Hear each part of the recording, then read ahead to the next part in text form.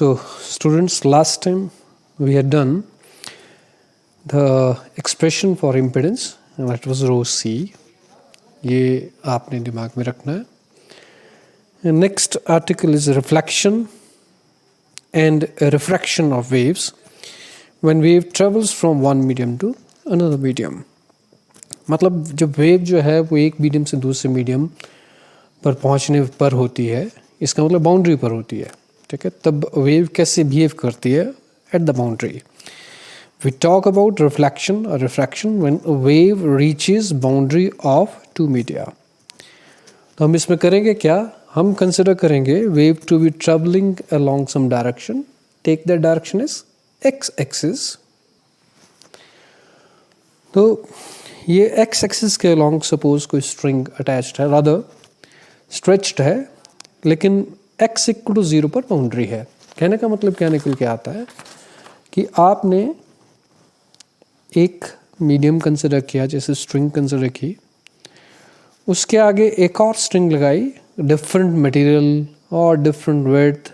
ठीक है, different cross sectional area rather, क्योंकि 3 डायमेंशनल ये हम बात करेंगे. तो जब वेव आप इसमें ऑसिलेशंस के ज़रिए प्रोड्यूस करोगे और आगे प्रोसीड करेगी, तो इस बाउंड्री पर उस वेव का बिहेवियर कैसा होगा, इसका रिफ्लेक्शन या इसका ट्रांसमिशन. तो वेव यहाँ ट्रेवल कर रही है और बाउंड्री के ऊपर जैसे ही रीच की पहुँची, वेव रिफ्लेक्ट होने को है 1, ट्रांसमिट होने को है 2. तो कितनी एनर्जी ट्रांसमिट हो जाती है, कितनी एनर्जी रिफ्लेक्ट हो जाती है, इसके बारे में हम बात कर रहे हैं. तो हमने इनको 2 मीडियम बोल दिया, medium 1 and that is region 1, region 2 या फिर medium 2, and this is the boundary of the 2 media. और पहले मीडियम की जो इम्पिडेंस है दैट इज Z1, दूसरे की Z2. वेव नंबर पहले का K1, दूसरे का K2. मास पर यूनिट लेंथ पहले का ρ1, दूसरे का ρ2. स्पीड, क्योंकि जब मीडियम चेंज होता है तो स्पीड भी चेंज होती है. तो पहले मीडियम में जो वेव की स्पीड है दैट इज C1 और दूसरे मीडियम में दैट इज C2. और ये जो बाउंड्री आपके पास आई, ये हमने मान लिया कि ये x इक्वल टू 0 है, ऑरिजिन हमने मान लिया. So this is x less than 0. x less than 0 में एक मीडियम आ गया, रीजन 1 आ गया. x ग्रेटर देन 0 पर दूसरा रीजन आ गया, दूसरा मीडियम आ गया. अब हम डिस्कशन करेंगे कि वेव किस तरीके से आगे प्रोपेगेट कर सकती है. रिफ्लेक्शन और रिफ्रैक्शन की टर्म में बात हो रही है, लेकिन उसके पहले हमें क्या क्या करना पड़ेगा. तो ये आपके पास बाउंड्री है और ये आपके पास मीडियम. ठीक है, ये सेकंड मीडियम. तो जब वेव प्रोपेगेट करेगी तो हम इंसिडेंट वेव के लिए एक फार्मूला कंसिडर करेंगे, रादर एक वेव की फॉर्म में ही हम बात करेंगे, मैथमेटिकल एक्सप्रेशन की बात करेंगे. तो हम IN मीन्स इंसिडेंट, और ये फेजर नोटेशन में होगा. और वो कैसा होगा, अगर वेव ट्रेवल कर रही है along positive X axis, then that will be of the form A exponential iota omega t minus K1x, क्योंकि इस मीडियम के लिए जो K की वैल्यू है दैट इज K1. ओमेगा आप सभी के लिए सेम मानेंगे, क्योंकि जो वेव एक मीडियम से दूसरे मीडियम में जाती है तो जो चीज़ चेंज नहीं होती है that is the frequency, that is the angular frequency. Omega change नहीं होगा. स्पीड चेंज होगी, वेवलेंथ चेंज होगी, लेकिन ओमेगा चेंज नहीं होगा. इसीलिए जो K की वैल्यू है विच इज़ 2π/λ इस फॉर्म में है, क्योंकि वेवलेंथ चेंज होगी जब एक मीडियम से दूसरे मीडियम में वेव जाएगी, तो K की वैल्यू भी चेंज होगी, इसलिए हमें K1 कंसिडर करना पड़ रहा है. और ओमेगा 1 कंसिडर नहीं करेंगे, क्यों, क्योंकि ओमेगा दोनों मीडियम के लिए क्या होगा, सेम होगा. अब जब वेव रिफ्लेक्शन का अगर चांस है, ठीक है, तो इस एंड पर जो वेव चलते चलते, ये this is the wave travelling along positive X axis. तो जब रिफ्लेक्ट होगी, इन केस अगर रिफ्लेक्ट होगी तो वो किस फॉर्म की होगी, that will be the form, ठीक है, इस डायरेक्शन में हम इसको बताएंगे, that will be of the form A exponential iota omega T, इसको प्लस के एक्स टाइप लिखेंगे हम, wave traveling along positive x-axis omega t minus kx type, and wave traveling along negative x-axis it is omega t plus kx. हाँ, ये a जो है ये भी आपके पास कैसे होंगे, they will be of the phasor type. ये बात अलग है कि इसको हम a1 a2 या ai ar, इसको ai means incident, ar means reflected form में कंसिडर करेंगे. जो एम्पलीट्यूड्स हैं ये भी आपके पास कैसे होंगे, फेजर नोटेशन में होंगे. तो अगर मैं कंप्लीट बात करूं, it is Y R phasor, that means it is reflected and it is incident. अगर मैं कहूं पहले रीजन में व्हाट इज़ द सॉल्यूशन, तो that will be the sum of the two, linear combination of the two. और अगर मैं दूसरे मीडियम में बात करूंगा तो इसी टाइप का होगा exponential iota omega t minus k2x, और यहाँ a आप at कंसिडर कर लीजिए, t मीन्स ट्रांसमिटेड, और इसको yt से लिख सकते हैं, yt फेजर. और इसको अब अगर कंप्लीटली बताया जाए कि पहले रीजन में आपके पास किस तरीके से इक्वेशन बनेगी, तो y1 phasor that will be sum of incident one plus the reflected one. ठीक है, वाई आर लिख लो चाहे या आर ई एफ रिफ्लेक्टेड लिख लो, एक ही बात है. तो इन दोनों का कॉम्बिनेशन होगा. लेकिन जब आप सेकंड रीजन में बात करेंगे तो यही आपके पास y2 है. क्यों? क्योंकि जब सेकंड रीजन में अगर वेव पहुंच जाती है, there is no chance of reflection, तब रिफ्लेक्शन नहीं होगा. ठीक है, रिफ्लेक्शन बाउंड्री के ऊपर ही हो सकता है, सिंपल सी बात यह है. तो अगर ऐसी बात है तो ये सारी की सारे y2 है, इसमें आप रिफ्लेक्टेड पार्ट की बात नहीं करेंगे, मतलब exponential omega T plus k2x type ऐसा नहीं होगा. तो इस चीज़ को आप ज़रा समझ जाइए. तो हमारे पास अब अगर बात करो रीजन 1 और रीजन 2 के लिए, तो y1 that is y incident plus y reflected, and y second that is yt. ठीक है, सिर्फ. तो आप कैसे लिखेंगे, जो इंसिडेंट पार्ट है ai phasor exponential iota omega t minus के एक्स टाइप, या k1 लिखा है, और रिफ्लेक्टेड पार्ट जो है that is A R phasor exponential iota omega T plus k1x, जो अभी मैंने आपको बताया. और अगर सेकंड रीजन में बात करेंगे तो ए T phasor exponential iota omega t minus k2x. तो ये चीज़ अब आप ध्यान में रखिएगा. अब आप किस तरीके से अपने आप को आगे प्रोसीड करेंगे, क्या होना चाहिए, the wave should be continuous across the boundary. ठीक है, ये बात सीधी सीधी दिमाग में बिठा दीजिए कि सपोज आपके पास बाउंड्री है और ये आपके पास पहला मीडियम है, ये आपके पास दूसरा मीडियम है. तो बाउंड्री के ऊपर तो जो y1 और y2 है दे विल बी सेम. क्यों?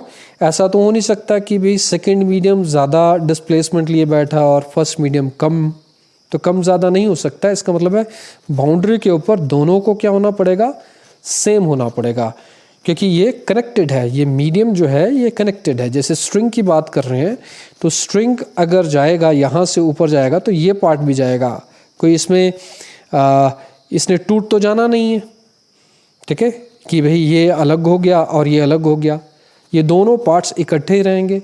इसका मतलब बाउंड्री के ऊपर जो डिस्प्लेसमेंट है वो सेम होगी, चाहे मैं x लेस देन 0 बात करूं, चाहे मैं x ग्रेटर देन 0 बात करूं. तो x slightly less than 0, x slightly greater than 0, rather x equal to 0 के ऊपर y1 और y2 क्या होंगे, दे विल बी सेम. तो this is one of the boundary conditions. एक और आपके पास बाउंड्री कंडीशन क्या होगी, that the component of tension in y direction. तो y डायरेक्शन में क्या होता है, t साइन थीटा टाइप, और फिर साइन थीटा को आप क्या लिख सकते हो, नियरली टेंजेंट थीटा, और टेंजेंट थीटा आपके पास कैसे लिखा जाता है, that is curly y by curly x, that means the curvature. तो जो कर्वेचर है वो बाउंड्री के ऊपर दोनों पॉइंट्स के ऊपर क्या होना चाहिए, दोनों रीजन्स में क्या होना चाहिए, सेम होना चाहिए। तो अगर ऐसी बात है तो curvature finally curly Y by curly X बना, या फिर आप कह लीजिए ट्रांसफर डायरेक्शन में फोर्स, तो वो टी साइन थीटा जो हम T curly Y by curly X type लिख सकते हैं। तो this has to be continuous across the boundary, तो इसको भी कॉन्टिन्यूस होना पड़ेगा, मतलब T curly Y by curly X इसको भी कॉन्टिन्यूस होना पड़ेगा। तो दो चीज़ें कॉन्टिन्यूस होनी पड़ेंगी। कॉन्टिन्यूस का मतलब इनकी वैल्यूज फर्स्ट और सेकंड रीजन में सेम होगी, and these are called the boundary conditions. Boundary के ऊपर इन कंडीशंस को भी करना पड़ेगा फंक्शन को।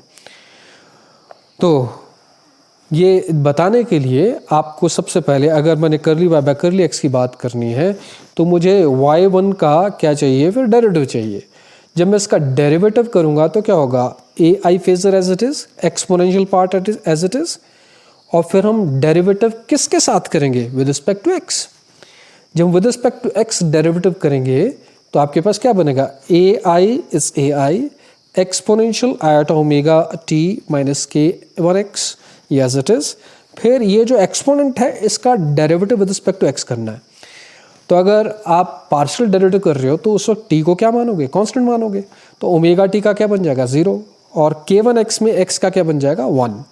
तो आयोटा साथ में, तो आयोटा माइनस k1, तो माइनस आयोटा k1 ये आ गया। उसी तरीके से अगर मैं सेकेंड पार्ट की बात करूं, A R phasor as it is exponential iota omega T plus k1 x, exponential iota omega T plus k1 x, फिर इसका डेरिवेटिव साथ में होगा तो क्या बनेगा, ओमेगा टी का 0 हो जाएगा, आयोटा तो साथ में है ही खैर, और k1 x, x का 1 हो जाएगा, और k1 into iota plus sign के साथ ये साथ में आ जाएगा। तो इक्वेशन नंबर 1 का अगर मैं डेरिवेटिव करूंगा तो ये 1 डैश की फॉर्म में ये बन जाएगा, दिस इज द डिफरेंशियल। उसी तरीके से अब मैं अगर डिफरेंशिएशन किसकी करूं, इट्स सेकेंड पार्ट की, विच इज़ y2, तो क्या हो जाएगा, ए T phasor exponential iota omega t minus के एक्स एज इट इज, फिर इसका एक्सपोनेंट का डेरिवेटिव साथ में मल्टीप्लाई होगा। तो वही चीज़ हम कर रहे हैं, क्या भाई, ए T phasor and this is exponential iota omega T, ठीक है, माइनस के टू एक्स, और साथ में देखिए आयोटा माइनस के टू, तो माइनस आयोटा के टू ये आ जाएगा। तो इक्वेशन नंबर 2 का जो डेरिवेटिव होगा दैट विल बी 2 डैश, और ये हमें हम बाउंड्री कंडीशंस को आगे प्रोसीड करने में हेल्प करेगा। तो नेक्स्ट पेज के ऊपर चलते हैं अब। तो boundary conditions that means continuity की हम डिमांड कर रहे हैं।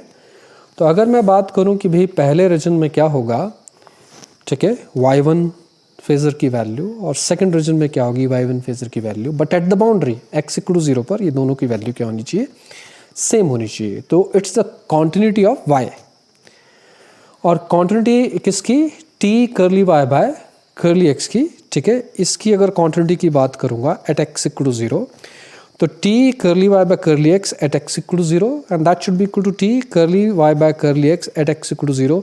वाई यहाँ 2 है और यहाँ वाई 1 है, मतलब पहले रीजन में और सेकंड रीजन में अगर बात की जाए ये दोनों आपके पास क्या होंगे, सेम होंगे। आप टी से टी यहाँ कैंसिल कर सकते हैं, ठीक है, दोनों साइड। तो रादर आप y1 and y and curly Y by curly X इसी की कॉन्टिन्यूटी की बात कर रहे हैं।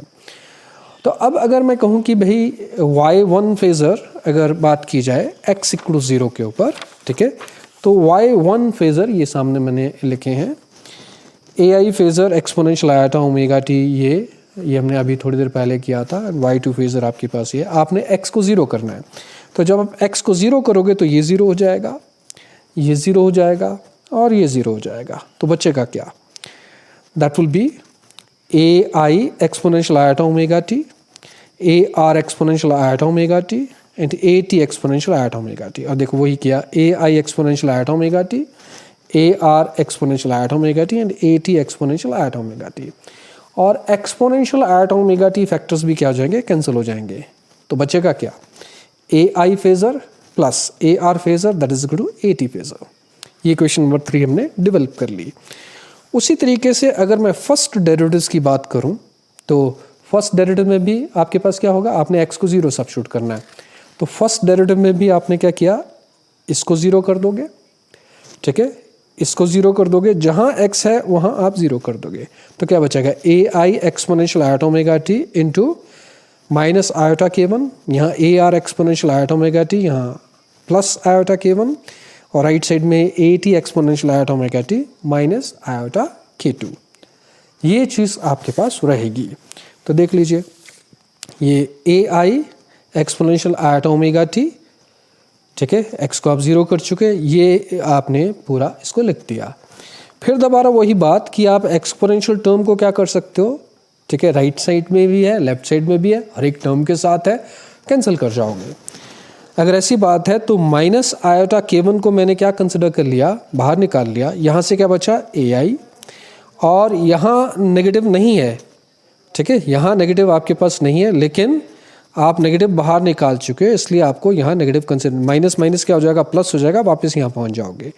तो it will be A I phasor minus A R phasor. तो ये आपके पास बन रहा है A I minus A R minus iota k1, ये कॉमन निकाल लिया, और राइट हैंड साइड में ए टी एक्सपोनेंशियल, ये पार्ट कैंसिल हो चुका है, माइनस आयोटा k2, तो माइनस आयोटा k2 हमने पहले लिख दिया। तो A I phasor minus A R phasor क्या बन जाएगा, माइनस आयोटा k1 नीचे आ जाएगा, राधा आप माइनस आयोटा से माइनस आयोटा क्या कर रहे हो, कैंसिल कर रहे हो, and it will be k2 by k1। तो A I plus A R and A I minus A R, इनकी वैल्यूज अब आपके सामने आ जाती हैं। साथ साथ में एक और चीज़ k2 बाय k1 के बारे में बोलूँगा। k आपके पास होता है 2 पाई बाय लैम्डा, आपने क्या किया, न्यू से मल्टीप्लाई किया, न्यू से डिवाइड किया, तो क्या बन गया ये 2 pi nu divide by new lambda, ठीक है। ऊपर भी आपने न्यू से मल्टीप्लाई कर दिया, नीचे भी आपने न्यू से मल्टीप्लाई, न्यूमरेटर डिनोमिनेटर दोनों आपने न्यू से मल्टीप्लाई कर दिए, न्यू इज द फ्रीक्वेंसी।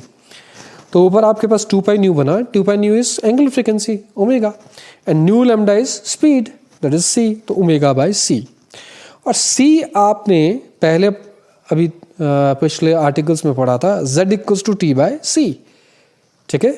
तो z equals to t by c अगर है तो आप c को क्या लिख सकते हो, t बाय z, तो c को रिप्लेसमेंट क्या दे रहे हो, t बाय z, z ऊपर चल जाएगा तो omega z divided by t ये आ जाएगा।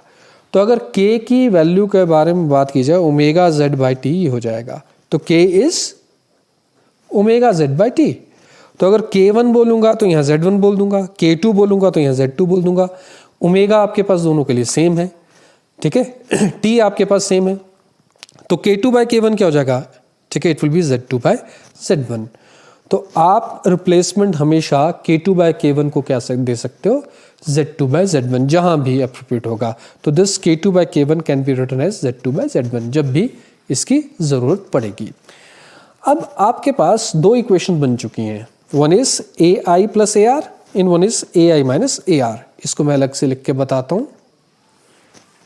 तो ये आपके पास दो इक्वेशंस हैं, अगर मैं इनको ऐड करूं, अगर ऐड करता हूं तो ए आर से ए आर क्या हो जाएगा, कैंसिल, और ए आई प्लस ए आई क्या हो जाएगा, 2ai, तो 2ai phasor and that is equal to A T, दोनों में कॉमन आ जाएगा, ठीक है, ए टी इज कॉमन, और यहाँ से 1 और यहाँ से k2 by k1 plus k2 by k1, और k2 बाय k1 क्या है, that is z2 by z1, तो ये बन जाएगा z2 डिवाइडेड बाय z1, और ये 2 का फैक्टर हम नीचे ले आएंगे तो ये 2, तो ए आई फेजर आपके पास ये बन जाएगा। तो ए आई फेजर की वैल्यू आप निकाल सकते हैं, मतलब ठीक है, 80 की टर्म्स में, ठीक है। क्यों निकाल रहे हैं थोड़ी देर में क्लियर भी हो जाएगा। अभी ये कि ए आई को हम 80 की फॉर्म में लिख रहे हैं, उसी तरीके से ए आर को भी 80 की फॉर्म में लिखेंगे, और थोड़ी देर में ये भी क्लियर कर दूंगा ऐसा क्यों कर रहे हैं। तो जब आप सब्ट्रैक्ट करोगे इसको, तो ये माइनस, ये प्लस और ये माइनस, ये क्या हो जाएंगे, cancel, A R plus A are 2ar हो जाएगा, और यहाँ माइनस आ जाएगा। तो अगर मैं ए आर की बात करूंगा बिल्कुल ऐसे ही 1 माइनस z2 बाई z1 80/2 ये बन जाएगा। तो एडिशन और सब्ट्रैक्शन से ये वैल्यूज आपके पास आ जाएंगी। तो on adding A I is this and on subtraction A R is this. ये आपके दिमाग में अब ये चीज़ बैठ जानी चाहिए कि मैंने ए आई को 80 की टर्म में, ए आर को भी 80 की टर्म में लिखा है। अब हम कुछ रिफ्लेक्शन और ट्रांसमिशन की टर्म्स में बात करने जा रहे हैं। सबसे पहले हम बात करेंगे reflection coefficient for amplitude. Energy के लिए भी निकालते हैं, पर हम अभी बात हम किसकी करेंगे, एम्पलीट्यूड के कॉन्टेक्स्ट में। तो what is the amplitude of the reflected wave, ठीक है, that is A R. And what is the amplitude of the incident wave, that is A I. तो इन दोनों की रेशियो को ही हम क्या बोलते हैं, reflection coefficient for amplitude. Amplitude of reflected wave divided by amplitude of the incident wave, that is AR divided by AI। और अगर ट्रांसमिशन कोएफिशिएंट की बात करूं तो amplitude of transmitted wave and amplitude of incident wave, इन दोनों की ratio, इसको हम क्या बोलते हैं, ट्रांसमिशन कोएफिशिएंट। स्मॉल टी से इसको डिनोट करते हैं, रिफ्लेक्शन कोएफिशिएंट को हम स्मॉल आर से डिनोट करते हैं, ठीक है। अब ए आर ओवर ए आई, इसको अगर मुझे बताना हो तो मैं कैसे बताऊंगा। मेरे पास जो फॉर्मूले हैं, ए आर के लिए पता है, ए आई के लिए पता है। ए आई और ए आर क्या हैं, ये है ये। तो ए आर ओवर ए आई जब करोगे तो 80/2 ये क्या हो जाएंगे, कैंसल। ऊपर क्या आएगा, ये 1 - Z2/Z1 न्यूमरेटर में आ जाएगा, बिकॉज ए आर ओवर ए आई कर रहे हैं, और डिनोमिनेटर में 1 + Z2/Z1 आ जाएगा, ठीक है। तो आपके पास क्या बनेगा, it will B 1 - Z2/Z1 divided by 1 + Z2/Z1। और ये Z1 - Z2 divided by Z1, और ये Z1 + Z2 divided by Z1 ये बन जाएगा, और Z1 से Z1 कैंसिल हो जाएगा। फाइनली आर आपके पास Z1 - Z2 divided by Z1 + Z2 बन जाएगा। और अगर मैं ट्रांसमिशन कोएफिशिएंट की बात करूं, that is 80 divided by AI, तो 80 को नहीं छेड़ना आपने AI की वैल्यू रखनी, which is 80 divided by 2 1 + Z2/Z1। तो क्या होगा, 80 से 80 क्या हो जाएगा, कैंसिल हो जाएगा, और ये 2 का फैक्टर ऊपर चल जाएगा, तो 2 टाइम्स, और ये जब Z1 + Z2 divided by Z1 होगा, Z1 ऊपर चल जाएगा, तो ये बनेगा 2Z1 divided by Z1 + Z2।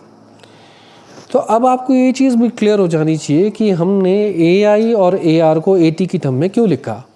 हमने इसलिए लिखा ताकि हमारे पास स्मॉल r और स्मॉल t की वैल्यूज़ आ सकें, क्योंकि न्यूमरेटर में भी 80 टाइप होगा और डिनोमिनेटर में भी 80 टाइप बन जाएगा, और 80 से 80 क्या हो जाएगा, कैंसिल हो जाएगा। या तो सारे आप AI की टर्म में लिख लो, या फिर सारे आप AR की टर्म में लिख लो, या फिर सारे आप 80 की टर्म में लिख लो। तो हमने क्या किया, 80 तो 80 की फॉर्म में है ही, हमने AR और AI दोनों को 80 की फॉर्म में लिखा। जब ये डिवीजन में आएंगे तो ये कैंसिल हो जाएंगे, जैसे यहाँ 80 से 80 कैंसिल हुआ, यहाँ भी 80 से 80 कैंसिल हुआ था। तो स्मॉल r और स्मॉल t की वैल्यूज़ आपके पास पता लग जाती हैं। आज के लिए इतना, बाकी फिर हम